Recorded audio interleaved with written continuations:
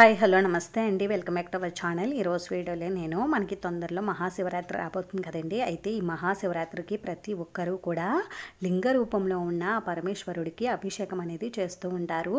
అయితే మనం మహాశివరాత్రి రోజు ఏ శివలింగానికి అభిషేకం చేస్తే ఎటువంటి ఫలితాలు కలుగుతాయి, అసలు ఎన్ని రకాల శివలింగాలు ఉన్నాయి మనకి, అలాగే అతి ముఖ్యమైన మరియు జగత్ కళ్యాణం కొరకు ఉపయోగపడే వివిధ రకాల శివలింగాల గురించి, అలాగే వాటి నిర్మాణాల గురించి, వాటిని మనం పూజించడం వల్ల మనకు కలిగే ప్రయోజనాల గురించి అన్నీ కూడా ఈ వీడియోలో అయితే క్లియర్గా చెప్తానండి. అందుకని ఎవరు కూడా వీడియోని ఎక్కడ కూడా స్కిప్ చేయకుండా చివరి వరకు చూడండి. అలాగే మన ఛానల్ని ఎవరైనా ఫస్ట్ టైం చూస్తూ ఉంటే ప్లీజ్ తప్పకుండా సబ్స్క్రైబ్ చేసుకోండి. శివలింగం అంటే శివశక్తుల సమ్మేళనం. ఎల్లప్పుడూ ప్రచండమైన ఊర్ధస్సు వెలువడుతూ ఉంటుంది. అటువంటి ఊర్ధస్సును తట్టుకునే శక్తి సామాన్య ఉండదు. కనుకనే శివలింగానికి జలధారలతో అభిషేకం చేస్తాము. ఈ జలధారల నుండి వెలువడే సూక్ష్మమైన ఓంకారమే నిర్గుణ పరబ్రహ్మముగా చెప్పబడుతుంది. ఈ విధమైన మంత్రపూర్వక దారాభిషేకం భక్తి శ్రద్ధలతో జరపడం వలన జీవుడు నిర్గుణ పరబ్రహ్మ సాక్షాత్కారాన్ని పొందగలడు. శిలా నిర్మితమైన శివలింగాలే కాకుండా మానవ శ్రేయస్సు కొరకు, సమాజ శ్రేయస్సు కొరకు నిర్మించిన ఎంతో శుభదాయకమైన మరెన్నో శివలింగాలు మన పెద్దలు పురాణాలలో తెలియపరిచారు. వాటిలో అతి ముఖ్యమైన మరియు జగత్ కళ్యాణం కోసం ఉపయోగపడేవి 30 రకాల శివలింగాలు. గరుడ పురాణం ప్రకారం ఏ ద్రవ్యాలతో శివలింగాన్ని చేసుకుని ఏ ఫలితాలను పొందవచ్చు అన్న వివరాలు స్పష్టంగా చెప్పబడి ఉన్నాయి. ఆ ద్రవ్యాలు ఏమిటో, ఆ శివలింగాలు ఏమిటో ఇప్పుడు తెలుసుకుందాం. మొదటిది గంధ శివలింగం.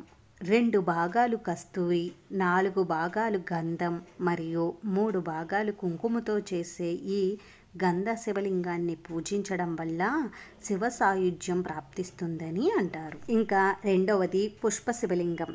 అనేక రకాలైన సుగంధభరితమైన పుష్పాలతో నిర్మింపబడే ఈ పుష్ప శివలింగాన్ని ఆరాధించడం వలన రాజ్యాధిపత్యం కలుగుతుంది. ఇంకా మూడవది నవనీత లింగం. వెన్నతో తయారు చేయబడిన ఈ నవనీత లింగాన్ని అర్చించడం వల్ల కీర్తి మరియు సౌభాగ్య ప్రాప్తి కలుగుతుంది. ఇంకా నాలుగవది రజోమయ శివలింగం. పుష్పములలో ఉండే పుప్పొడితో తయారు చేయబడే ఈ రజోమయ లింగాన్ని అర్చించడం వల్ల మంచి విద్యావంతులుగా పిల్లలు మారతారు, అలాగే శివ సాయుధ్యాన్ని పొందగలుగుతారు. ఇంకా తరువాతది ఐదవది ధాన్యలింగం. యమలు, గోధుమలు, బియ్యపిండితో నిర్మింపబడే ఈ ధాన్య శివలింగార్చన వలన సకల సంపదలు వృద్ధి చెందడమే కాకుండా సంతాన వృద్ధి కూడా ఉంటుంది.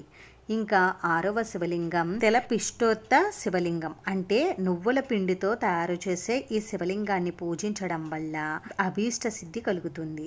ఇంకా ఏడవది లవణలింగం. హరిదళం, త్రికటుకం, ఉప్పు కలిపి చేసిన ఈ శివలింగాన్ని పూజిస్తే వశీకరణ శక్తి కలుగుతుంది. ఎనిమిదవది కర్పూరరాజ శివలింగం.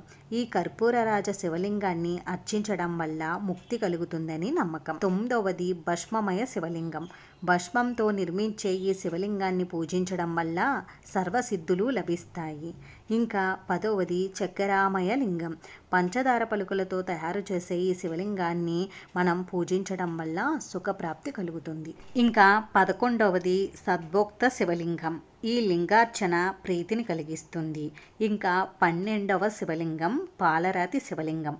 పాలరాతితో తయారు చేయబడిన ఈ శివలింగాన్ని పూజించడం వల్ల ఆరోగ్య ప్రాప్తి కలుగుతుంది. ఇంకా 13వ శివలింగం వంశాంకురమయ శివలింగం.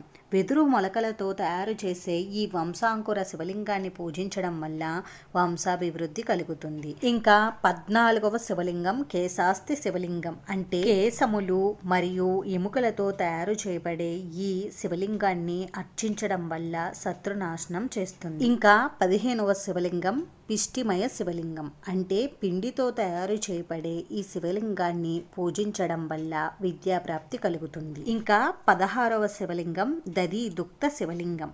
పెరుగుతో పాలు కలిపి నీళ్లు వత్తి శివలింగం తయారు చేసి ఈ శివలింగాన్ని పూజించడం వల్ల సంపద, సుఖం వస్తాయి. 17వ శివలింగం ఫలోక్త శివలింగం. వివిధ రకాల ఫలాలతో తయారు చేయబడే ఈ శివలింగార్చన ఎంతో ఫలప్రదమైనది.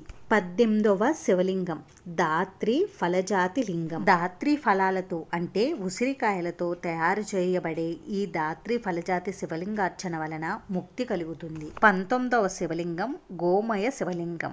కపిల గోవు నుండి లభ్యమైన గోమయంతో ఈ శివలింగాన్ని తయారు చేస్తారు.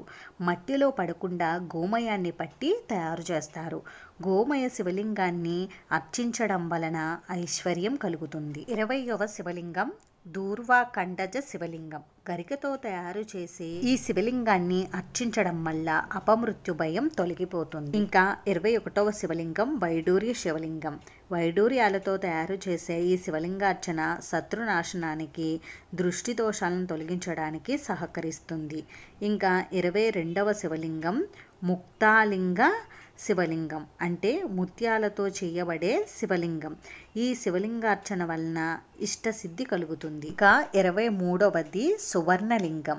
సువర్ణ నిర్మితమైన లింగం, అంటే బంగారంతో తయారు చేయబడిన శివలింగం. ఈ శివలింగాన్ని అర్చించడం వల్ల ముక్తి కలుగుతుంది. ఇంకా 24వది రజత శివలింగం, అంటే వెండితో తయారు చేసిన శివలింగం. ఈ శివలింగాన్ని అర్చించడం వల్ల సంపదను కలుగుతుంది. ఇంకా 25వది కాంస శివలింగం, అంటే ఇత్తడిది. కాంసంతో తయారు చేసిన శివలింగాన్ని పూజించడం వల్ల ముక్తిని ప్రసాదిస్తుంది.